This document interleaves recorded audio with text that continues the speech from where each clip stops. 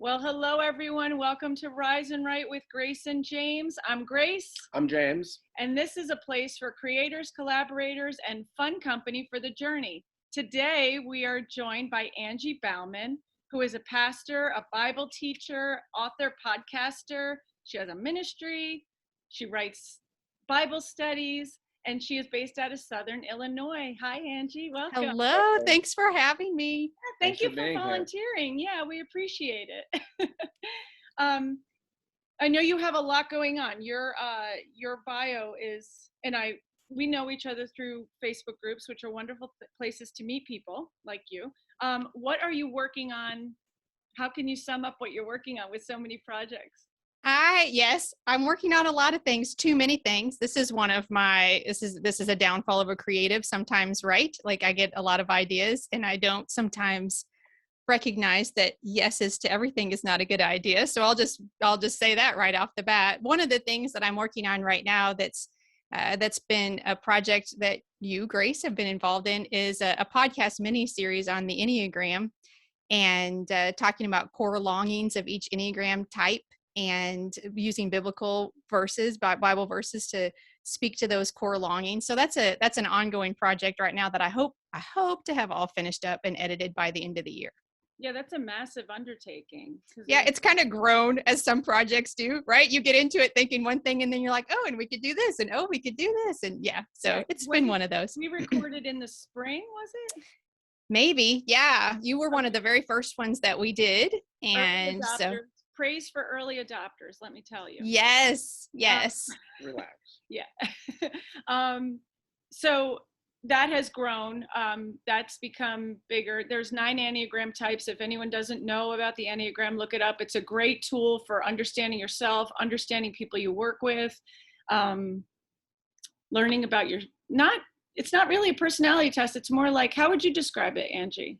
I think it's like I think probably a personality assessment, a personality test, but it really, instead of measuring or evaluating behavior, it evaluates motivators, what motivates us to do things. And it kind of, it helps us. I really feel like if we become a student of it, it really helps us live out the greatest commandment. That's why I like to love God, others, and self. I mean, that's the greatest commandment, right? And I think the more that we understand about ourselves and what makes us tick, and trying to understand that, I think we're better able to lead with grace, to give people the benefit of the doubt, to say, I wonder what's underneath that behavior, instead of just, man, they're awful, or whatever. Mm-hmm. Yeah. Yeah. One of the things, this is a sidebar, but one of the things I found so powerful about it is just recognizing that not everyone thinks the same way. Yeah. And that there are differences. No. There are foundational differences, the way people will even approach the most basic, and just to honor that in someone else and say, oh, I know you're trying to help, or I know that you want to fix this problem, or I know you want to think this out. Like, just to acknowledge that has been really powerful, just allowing people the space to kind of have their own process. Yeah. And if we really care about people, to understand what is the most important message to them, how do I frame this, respecting that they really need to hear something different than I need to hear, and how can I lead with that thing so that our relationships have more harmony and less conflict. I agree. So anyone who's listening, check out the Enneagram if you haven't already. There's a lot of assessments online. It is a really great tool to dig into really relationally. It goes beyond yourself, and it helps you relate to others. You mentioned I know that's a huge undertaking, and you have a lot of other projects. How you have a church that you pastor, you have your studies that you're writing. How do you decide what to work on? Like, because you mentioned like having all these ideas. How do you filter that? Do you have an active system for deciding or prioritizing, or? I try to remember what my mission is and what I really want to focus on. For me, the community that I serve in my online ministry, we talk about the lies we believe, the places that we're stuck, and finding biblical application to help us move forward. So one of my big questions, I'll say is supposed to be, does it fit with that, or how does it fit with that? Or if I like this project, how do those things how are they married? How do they go together so that I can continue to serve with the integrity of that, in the integrity of that mission, I guess I should say it that way. So the one thing that I'm teaching myself to do, and this is because I have found myself overwhelmed and overscheduled more times than I'd like to admit, and that is pressing pause before I say yes to anything. Because I heard a long time ago, when you're trying to get out of debt, like this was a long time ago before all the things that we do, but but if you're trying to get out of debt, you should freeze your credit card in ice, right? And if you think you want to use your credit card to buy something, take that credit card out and let it defrost before you make the purchase. And I try to think about that with my time. Like, what does that look like with my time? You know, how do I put this idea on ice, if you will, and then give it enough time and prayer for me and alignment. I'm a thinker. You know, how do I think on this? If I continue to think about it, and a month from now, 6 weeks from now, I don't know. I don't have a certain time frame for it, but if I let that thaw and I still think, yes, that's an idea that I'd like to spend some time on, then I begin to think about what it would take to do. Yeah, I don't know if you feel this way, but I find like if there's an idea, sort of what you're saying, that just isn't going away, it's usually something I latch on to. It's an idea for doing this podcast, if it's an idea for a script or TV or whatever, a short story. And it's just like weeks, months, sometimes years are going by and it's not going away. For me, at least, it's usually a sign that maybe I should listen to that. Yes. And it's like, to me, it's disappointing sometimes how few things actually, because I have lots of good ideas, you know, and how few things really are things that I need to be spending my time on. And so I have a little bit of that like fear of missing out, especially when it comes to opportunities with other people, because I want to say yes. If somebody invites me to do something, I want to say yes. I want to either support them, encourage them, partner with them, learn from them, all the things. And so that's where I find it's easier for me to slow it down when it's just mine, but when it's an opportunity with someone else, that's one of the things I struggle with. Interesting. And how do you find, where do you make the time in your day to have this? Do you take a block of time in the morning to yourself? Like, I know you said you're a thinker. I'm a thinker too. We talked a little bit about that in the Enneagram interview. How do you, especially as a pastor, because I'm sure you're getting, you know, your parishioners need you for different things. I think you're saying, like, how do you structure your day? Books, projects, other things, personal, you know, stuff that you want to do, go for a walk, you know, and then, you know. Where do you find the quiet time to process this stuff? Well, I get up kind of crazy early. I don't know if everyone would think this is crazy early, but my alarm goes off at 4:40 and I'm down here by 5. Wow. And so down here, I don't know if this is video and audio, but down here in my office. So I'm pretty disciplined when it comes to my schedule. From 5 to 6 is my study, devotion, praise, you know, listen to some music, journal, that kind of hour. And then from 6 to 7, I go to the gym and run on the elliptical. It's just around the corner from my house. And that's how I start my day. And then I'm home by 7 to pack lunches and take care of, I have a senior in high school and a 6th grader. And so I'm here from like 7 to 7:30 I try to be fully present for them, especially the 6th grader. Sometimes the senior has already gone on this practice or that. He has more of his own life than the 6th grader, but, you know, to try to be fully present for them while they start their day. And then I spend my days here, you know, in my office on different projects and things. I just recently, I've done this about twice a year. I go away for a couple of days, and that's time when if there are some things like Jim was just talking about, those ideas that won't go away, that gives me some like, how do I like sort of flush this out? What would this actually look like? What kind of timeline do I need to create for this, if this project? But I will say I'm still very much learning that, because I tend to, like with the Enneagram project we were just talking about, I'm like, that's a great idea. I should get started on that. And then when I'm in it, I'm thinking, whoo, this is a bigger project than I thought. I'm trying to not do that as much to myself anymore. But unfortunately, it takes some hard lessons to get there. So, and go ahead. Sorry, when you're working on, let's say, a book, or do you have pretty strict deadlines? Like, you know, I'm going to have it done by November 15th, or is it more open-ended, fluid? How do you work with? If I open-ended, I don't get it done. Mm. I just know that about myself. So yeah, I build in accountability with that. Usually like with a book project, I have a wonderful woman who edits my stuff and she works me into her, I'm a client to her. And so she tells me I have time, Angie, to do this project in July. And so I would need it by, July 1 or something. And so I'm like, okay, that's my deadline. And so then I try to back it up and say, if this project is going to be to her by July 1, what does that look like? How much time per week or per day or whatever does that mean you need to be spending on it to have it in a place where you can send it to her by your deadline? So.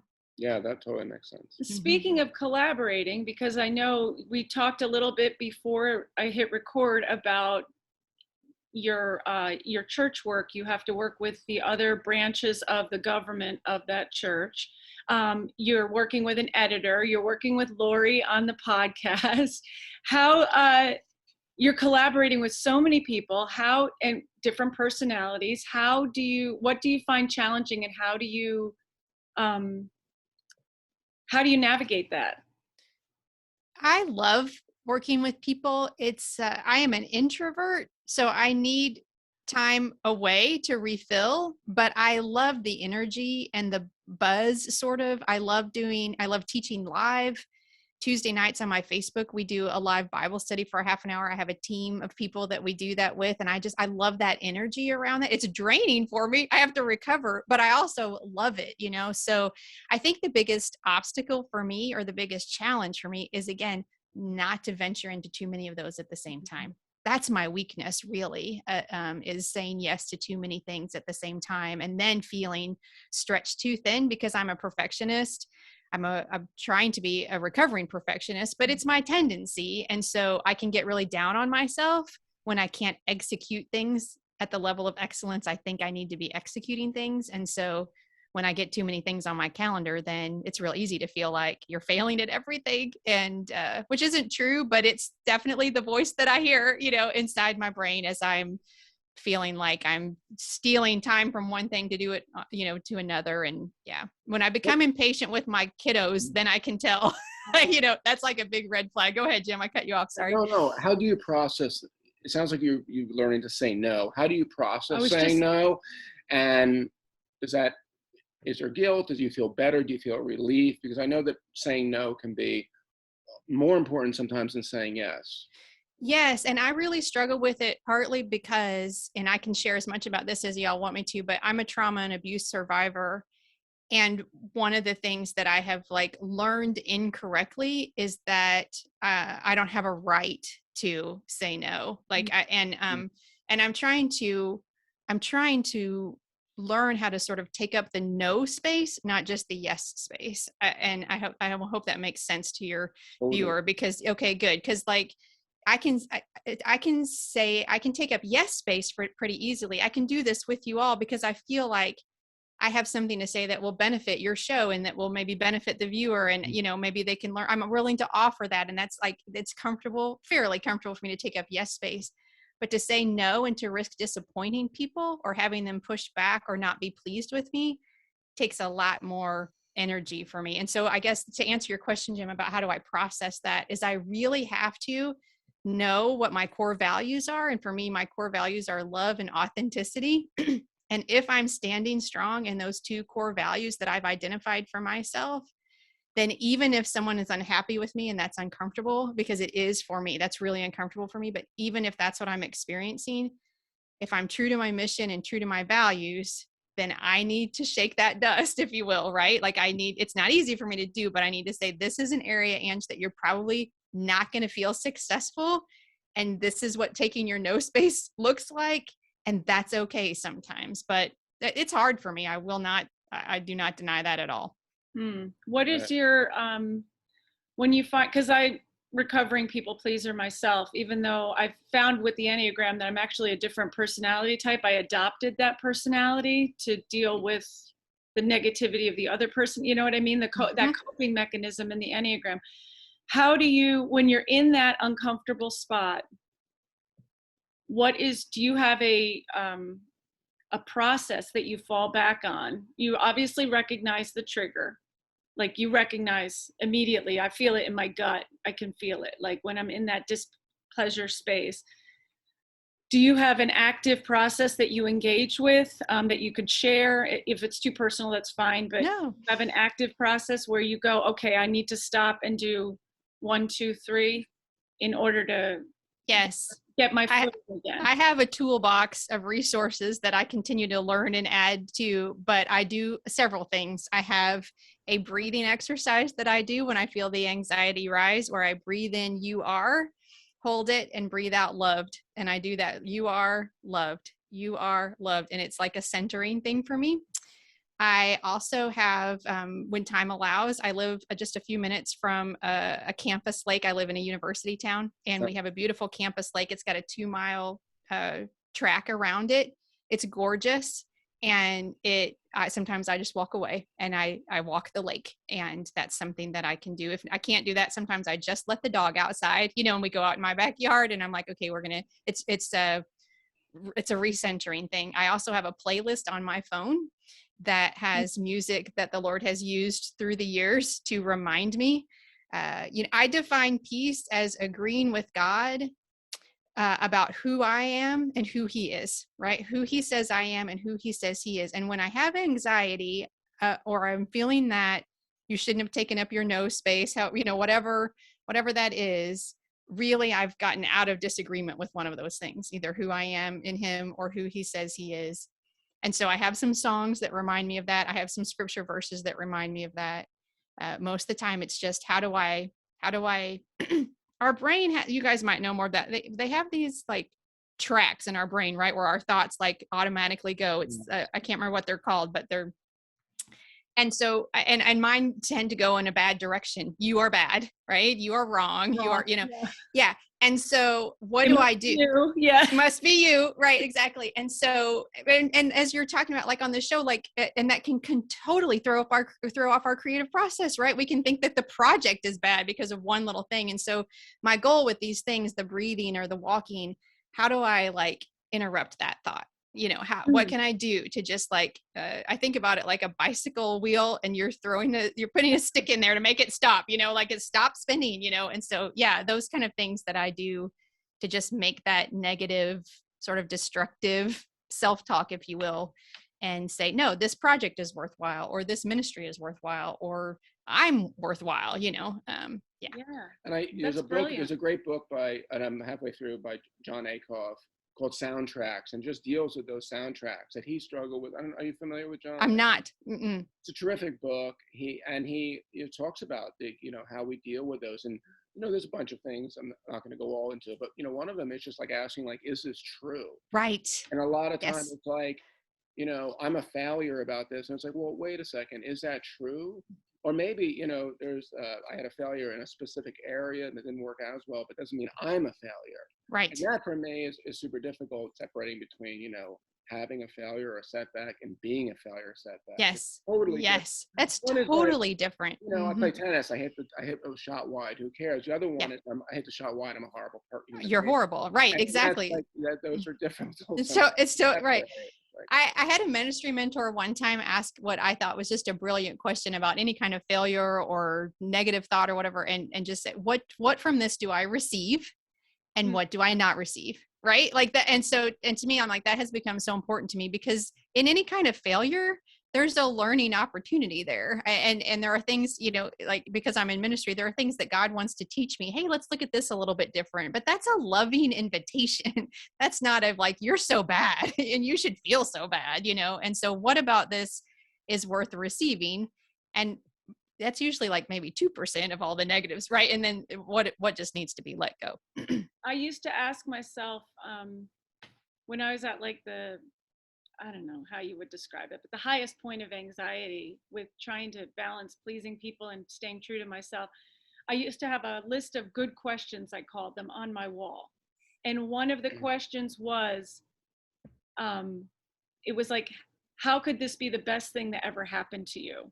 So in moments of when I really thought that I really like missed the mark or messed up or let somebody down, which is like a mortal wound, like to let someone down is like horrible. I would ask, how how could this be the best thing that ever happened to you? And it helped me reframe I love that. some of the difficulties to say, like, there's another side to this. I used to imagine myself talking about it 10 years from now and sorry. Yeah, I think you're going to hit me. Talking about how it might Violent. be, you know, a turning point. Like, how could this be a turning point towards something good? Or, yeah, it's. That also, I think, would help with like the blaming or something, like, because I think, you know, when we experience something, we blame ourselves or we blame other people too. But then I love your question, because how can this be the best thing that ever happened to me? Yeah, that just opens you up for so much learning and curiosity. I think staying curious about something, like what is in here for me to learn and grow from, is so much different than how did this go bad so that I never feel this way again. Yeah, and a range of opportunity that's not Pollyanna-ish, but Yeah. it's not like, oh, find the gift, or people tell grieving people all the time, you know, like, oh, look on the, you know, like they're in a better, you know, you get all these platitudes. It's really a digging question, a thinking question that you have to think through is, okay, what are the possibilities for this? Like, how could this be for good down the line? And you can't always, sometimes things are not, they're just not for good. And there's, you know, and I recognize that. Well, you know, on to that, honor, you know, anyone who's in trauma, I realize, like, there's ranges of, that question. And so I have a question about, like, we talked a little bit about it before, but like rejection. I know that I don't handle it well, and it feels very personal to me. I mean, they say don't take it personally, but come on. You know, you do. I mean, you know, like you don't get a job, someone doesn't like your book, they don't like whatever song or a poem. Yeah, how does that work exactly? Not taking it personally, right? Yeah. It's like, well, it may be just business, but it feels kind of personal a little bit. You know, I spent 6 months of my life. Anyway, enough about me. How do you process rejection, and do you take it personally? And if so, how do you just deal with have that processing it so it doesn't maybe feel as I am oversensitive to rejection, in that, I mean, a lot of things feel like rejection to me. So I don't actually trust myself very much about whether something is actually rejection or not. But I have some people who love me, a couple of close friends and my husband, who we're at a place in our lives where we lovingly refer to my brain as trauma brain. And so, you know, and we can kind of laugh about it, because I'm like, okay, is this something to be concerned about, or is this trauma brain on, you know, overreacting? And so I really count sometimes on someone else's actual human voice to help me understand how, like, what I'm feeling. Like, is this an appropriate response, or is it really not appropriate response? And I've learned for myself anyway, that so much, it really isn't personal. Like, it's not an appropriate response that I feel so like I'll never fit in anywhere. I'll never belong anywhere. Nobody will ever respect me. Nobody, like that's like way too global, you know? And so, and I think knowing myself well helps me with that. Like, this is a feeling, not a fact. And if you really, let's not react to this. Let's not make any decisions from this place. Let's let this sit a little bit, because right now it just feels like hurt and gross and wounded pride and all kinds of things that really won't benefit you. But like Grace was saying, but might benefit you with a little bit of time, right? Yeah, and that is so brilliant and this is for other creators who are watching, who deal with these. This is why I want to have these discussions. It's not just you. Like, everyone has these thoughts in their head where you think that you're doing it wrong, or you're getting rejected. I must be doing something wrong. And it's feeling personal. You need, whether you call it a board of advisors, board of directors, I call it like a crazy check. Like, I had it yesterday. I started to get like weird spam email that freaked me out. I don't know why. Probably because I overstretched myself the last month building this platform. It was a challenge for me to venture out into technology. Like, it's not my strong suit. I had to username and password and like this whole thing, right? So I was probably spent. My resources are spent. I started to get this weird, and I had to check with him. Like, is it like, do I need, like, are these like, what do I do with these? And he said to me, he goes, that's exactly the way they want you to react when you get The those spam, yeah, they want you to be like, They want to "Whoa, get you on a Sunday night when you're spent and let me you're just spend Yes. some money to make this go away." Right. Like, oh my goodness. Yes, yeah. you can have the link to my bank account and here. Yes, Woo, right. close, Yeah. close. Mhm. What happened to my bank account? Yeah, so Yeah. so you have these people around you who you can phone a friend and say, like, is this me? Or is it like, and sometimes I think, for me at least, I'm curious your thoughts on it, even if it is personal, let's just say it is personal, even that may take a little time to like, let me take a couple of days. This was a personal attack. Yeah. I know that. Hmm. Let me figure out, I need a little time to process how to respond to that, Yeah. if it is actually. Yeah, because sometimes it is personal. Yeah. Being a female clergy person, there are people that have very strong opinions that is not biblical. And I can kind of tell when that's coming. But, I remember one time I had a woman that said, you're going to hell for preaching that's personal to me. That's Like, I don't know how you personal. frame Not that. personal, In that's some personal. ways, that's not personal, right? I know you Yeah, can it's not laugh. personal, it's just business. I'm like, business. like my soul is damned to Don't be hell. damned. Okay. Hello. Woo. what a loving church you But think? I know, isn't it though? But but the thing is that every time something like that comes up, or I can feel the conversation moving in that direction, I can have that response, and that response isn't helpful. It doesn't give people any reason to believe my witness, if you will, if I'm coming at it from that kind of response. Yeah. Mm-hmm. Yeah. Right. So sometimes it feels very personal because it is. Wow. Yeah. That's, yeah. Totally, yeah. No, That's it a is. showstopper. No, That's I got nothing else. Yeah, it's like, that's not like, the oh, ultimate rejection. your book is gonna, Yeah. or someone did No, a book. no, It's like, just you, honey. I think what you said before, Grace, too, is so important about not being alone, because I think I would wonder if this is true for you guys, and I'm sure it's true for your viewers at least sometimes. Yeah, there are days that I just tell my husband, like, I'm done, I'm quitting.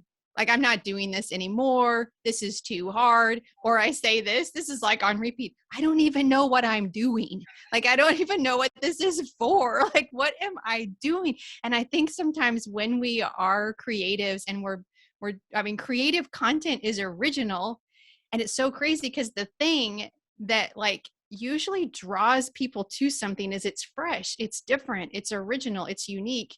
And the thing that like scares us and makes us so unsure about our work is that it's fresh and it's original, it's unique, And so it's that tension, I think, that we live in all the time. Like, and we look at other people and compare, and we think, I don't even know what I'm doing. And I think I'm learning. I think that's pretty normal for us, actually. Well, it's funny you say that, because I follow some people with uber successful writers, like Ryan Koppelman on Twitter, and he openly talks about, he's very, He's very very successful. open. Yeah. Every season that he writes a TV show, he thinks it's a failure. He thinks, now when you have, a nice, big apartment in Manhattan and, an infinity pool in Malibu, those things are sort of helpful a little bit. But I think that everybody, I've never heard, I listen to a lot of very successful creators. No one says, this book, this movie, this script, it was almost too easy. Yeah. No, they're like, I feel like a fraud. I feel like any minute now, this is not, and they get through it. But, and so usually, no matter where we're at, we're always going to struggle. yeah. And usually the thing that really helps people relate to whatever we're doing is our vulnerability, ourselves that we put in there. And that's always a risk. And it's always going to feel like maybe a little bit too much, right? And we have what Brene Brown calls the vulnerability hangover afterwards, where we're just like, I said that in the moment thinking that it was the right thing to do. And now thinking about it a little bit more, it feels a little too scary. Yeah. And that's why, we want to do this, and we listen to a lot of podcasts and read books that talk about the hard places, because I think our pop culture, you don't get it all the time. Like, they have to tell the happy story to fit the time frame. And what a blessing podcasts and YouTube have been, that people can dig in to whatever areas they want to dig in. And it's been, podcasting has, speaking of which, how many episodes are you? I think I'm 80, around 80, maybe. Extraordinary. Oh, I think I'm trying to think of the one that like released just this week. I'm recording in the 80s. Okay. Yeah. Yeah, but yours aren't numbered, right? On the Yeah, they are. I think maybe 71 released this week when we're recording. So All right. So yeah. your podcast is called Steady On, It is. and Mhm. it's about just this. It's about taking one Yes. step, that plodding, unsexy, Yes. one step at a time. It's not flashy, and that's what I love about it, is the honesty that, you know, it's not an instant Instagram like thing. These things take, to dig out all this stuff and to deal with rejection and all these things on a daily basis. You have to have systems that move one foot in front of the other every day. And I love that. I love how thinky you are about it, because I don't know, I find it rare, and it's really wonderful. What are, speaking of podcasting, I want to ask you, what are you currently reading or listening to for yourself?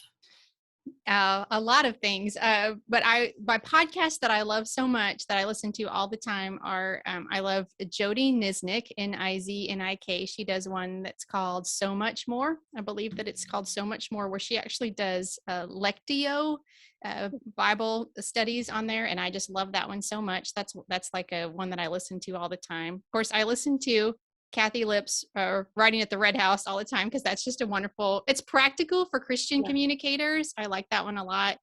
My favorites, any communicators, really. I've invited yes, that's a good point. Yes. I know she is a faith-based but her foundation, her practical advice is very much, you can pick it up and lay it down. Yeah. My favorite podcast series right now is The Rise and Fall of Mars Hill. I don't know if you're familiar with that one, but it's about this. it is it's really disturbing because it talks about Mark Driscoll and the rise and fall of Mars Hill in Mark Driscoll. Do I have that right? All of a sudden, because I'm anyway, we'll look it up. You can link it in the show notes. You can fix me if I'm wrong. For anyone not familiar, we will. Mars Yes. Hill is the church in the Midwest. Rob Bell was the pastor. He wrote a book called Love Wins. Yeah, this one is in Seattle. Mars Hill was in Seattle. Mm-hmm. Yes, the one that they're talking about on the podcast. And I'm just trying to look it up right now, but I might not need to do that. But it's disturbing because is it not related? Really talks about is it related to? No, I don't think he started it in Seattle. Okay, Mm-hmm. all right. Yeah, there was another expose about the one in the Midwest. Well, you got it wrong. No? Okay, all right. I'm off. Okay. No, it's good. It's good. Yeah. Mark Driscoll. Yeah. Driscoll. And this is in Seattle. Yeah. It was a mega church that had probably 15 or so thousand people at it when it kind of fell apart. It's Christianity Today is the podcast, all that to say, but it's disturbing because it looks at the abuse of power in churches, but it applies to other things. The last episode talked about Bobby Knight, basketball coach, and that abuse of power, and just the silencing, the covering, and the long-term effects that kind of leadership or lack of leadership, if you will, has in the lives of people. So it's really well done. So that's a series that I'm listening to right now too. So interesting. And reading? I am reading a book called, it's behind me, I wish I could grab it. It's called This Whole Life, and it is Eliza Huey, Huie, and somebody Smith that also starts with an E. Isn't that terrible? You'll look that up too, right? And link it in the show notes. But it talks about self-care and rest in a society, especially in our church society, where self-care sometimes gets a bad rap. Like you should be pouring out always and never need anything for yourself, kind of sort of in that sort of thinking, and how we actually do self-care. And my favorite resource that I use right now is Jim Branch, and it's called The Blue Book. It's a guided devotional. That's what I use every morning when I come down at 5. I use the Blue Book, and it takes you through. It has readings and different scripture verses and things, and I like that a lot. So wonderful. All right. Well, thank you so much for your time. I know we went a little over, but it's so worth it. It's so exciting to talk. Thank you for having me. Yeah. I'm sorry I stumbled so much on the resources. I should have thought of that. I should have gathered them. Yeah. No, it's all Not good. Yeah. judging. We're not judging. I got Mars Hill You- wrong. It's fine. No. We're just gonna, No, it's I'm out. judging you. Just clean it all up and put it in the show notes. Sorry Yeah, about that. No, I know. My commitment to this is not edited, so I'm gonna go with it. I can It's be all wrong. good. Yeah. Oh, I'm wrong. Yeah. Sherry Gregory says that perfectionism cannot survive podcasting. So there you go. We'll just all yeah. It's true. It's a great way to get over yourself. Yeah. yes. So- And thank you for the opportunity to do that more. Well, thank you so much. Thank you for, so much. No, it's been great. and Thanks for having me. Take practicing care. with us. Yeah. Take Bye. care, Thank you so Angie. much. Bye. All right. Well, that was Angie Baughman. That was great. Excellent. That Was great. Angie Baughman out Way to of. jump in there with the Rob. I gotta look. Bell. Yeah, I gotta look that up. Godfather 4 was. Okay, Godfather 4. Anyway, that was my Godfather 4 moment. It happened right here. We're gonna be real about it. Yeah, I'm gonna. I have something to dig into today. And you aren't perfect. I am Who not. knew? No. All right. Well, that was Angie Baughman out of Southern Illinois. We're gonna drop some information in the Show notes. in the notes underneath. Next week we might have. I'm gonna hopefully record another interview this week with another female in the leadership space. How many females So do we need? in the leadership females, space? I got to tell you, the females are stepping up. So if you, I have a lot of females. Yes waiting. and no. If you are a male and want to talk to me about your writing process, And or when do creative men process. get to say something for one? Anyway, all right. So until joking. yes. Relax. Anyway, until next week, set your alarms for whatever whatever time you feel 4:45. most creative and productive. 4:45 for Angie Baughman. That is incredible. And then go rise and write. We will see you Thank you. next week. Appreciate it. See you guys soon. Take Bye-bye. care. Bye.